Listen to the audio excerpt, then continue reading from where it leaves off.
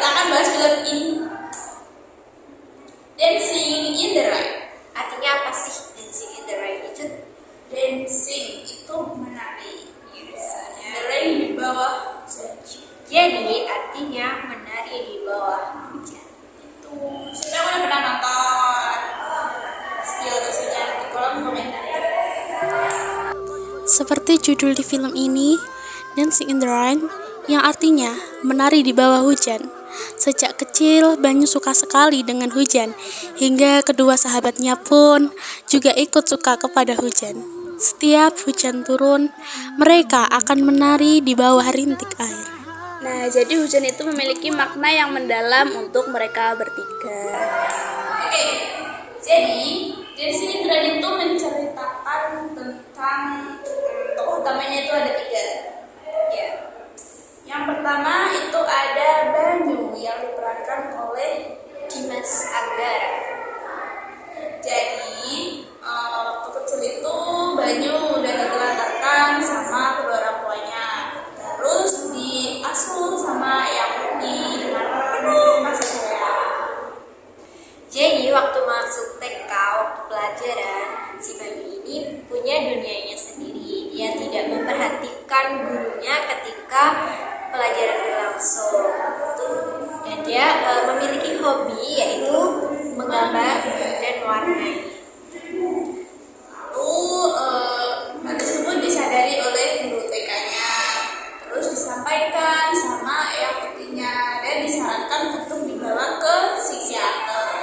Dan ternyata si Banyu ini mengidap Spektrum autis.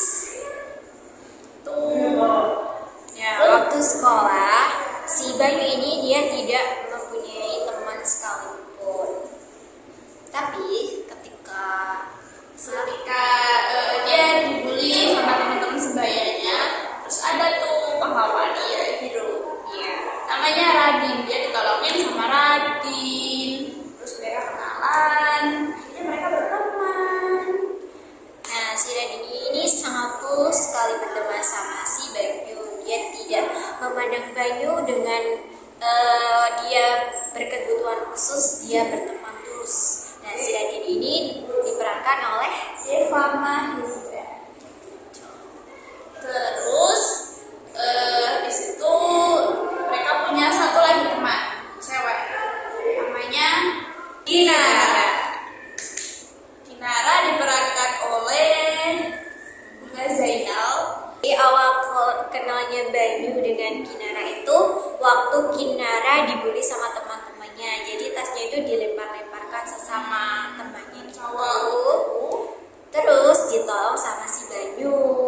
Gitu guys, jadi mereka kenalan. Lalu datanglah Radin. Jadi mereka bertiga jadi sahabat. Siapa yang punya sahabat? Jangan sahabatnya guys.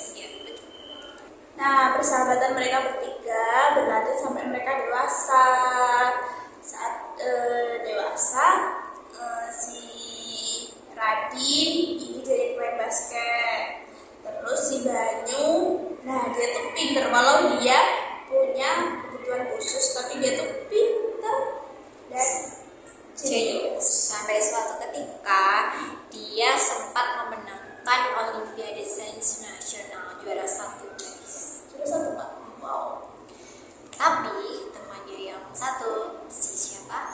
Kinara, dia kan punya penyakit, jadi itu membuat dia terbatas dalam beraktivitas. Tapi walaupun dia terbatas dalam beraktivitas, dia tetap mendukung sahabatnya.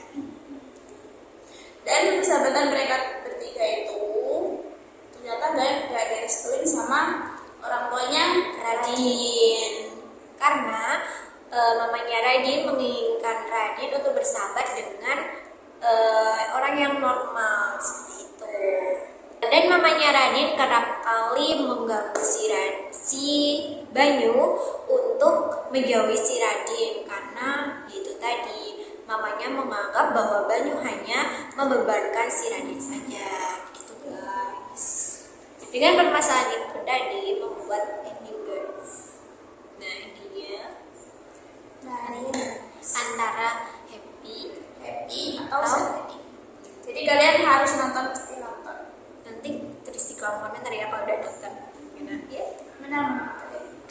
Nah, apakah persahabatan mereka bertiga akan berlanjut atau berhenti di situ saja karena ibunya Radin gak setuju sama persahabatan mereka bertiga? Jadi untuk menjawab pertanyaan itu, kalian jangan lupa nonton ya filmnya. Nanti kalian jawab di kolom komentar apakah Happy ending atau sad ending? Atau mungkin ada kisah cinta segitiga gitu di dalamnya? Jangan lupa. Nah, ternyata dalam film Dancing in the Rain ini ada beberapa fakta menarik ya guys. Yang pertama itu Dimas Anggara atau yang berperan sebagai Banyu, yaitu dalam memainkan perannya itu didampingi oleh seorang psikiater agar dia itu bisa lebih menjiwai dalam memerankan sebagai seorang yang berkebutuhan khusus dan agar tidak melenceng ke hal yang negatif seperti itu. Lalu pemeran si Kinara yaitu Bunga Zainal, dia ini memerankan karakter Kinara 7 tahun lebih muda. Tetapi raut muka si Bunga Zainal ini patut-patut saja karena beliau ini kan awet muda seperti itu. Cocok-cocok aja.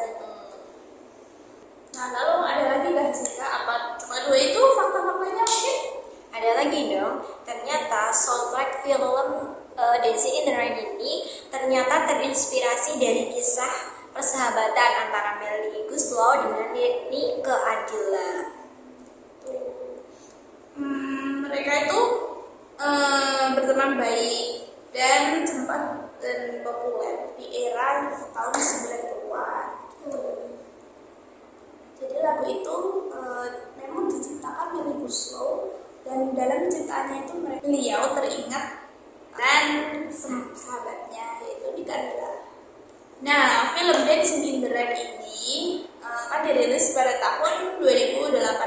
Jadi itu masuk ke dalam sastra kontemporer. Dikarenakan film Dancing in the Rain ini memiliki tema, gaya, dan pendekatan yang relevan dengan kehidupan modern sekarang ini. Lalu pesan apa sih yang ingin disampaikan dalam film ini?